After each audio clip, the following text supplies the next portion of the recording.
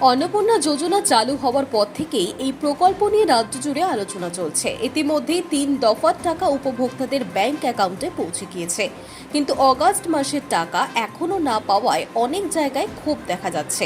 এই পরিস্থিতিতে সোমবার নবান্নের সাংবাদিক বৈঠক করে প্রকল্প নিয়ে গুরুত্বপূর্ণ তথ্য দিয়েছিলেন মুখ্যমন্ত্রী।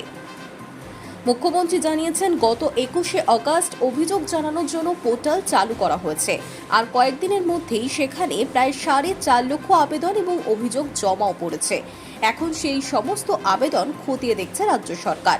এই আবেদনগুলির মধ্যে অনেকেই অন্নপূর্ণা যোজনায় নতুন করে নাম তোলার আবেদন করেছেন, আবার অনেকের অভিযোগ নিয়ম মেনে না চলেও কিছু ব্যক্তি এই প্রকল্পের টাকা পাচ্ছেন।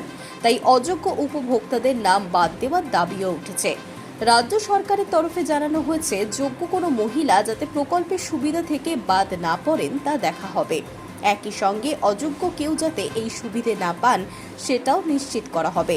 সেই কারণে এখন অভিযোগগুলি ভালো করে যাচাই করা হচ্ছে। আগামী ৩১শে আগস্ট পর্যন্ত যে সমস্ত আবেদন এবং অভিযোগ জমা পড়বে সেগুলি খতিয়ে দেখা হবে। তারপরে এই বিষয়ে চূড়ান্ত সিদ্ধান্ত নেওয়া হবে। সেই অনুযায়ী পরবর্তী নির্দেশিকাও জানাবে রাজ্য সরকার। I news network.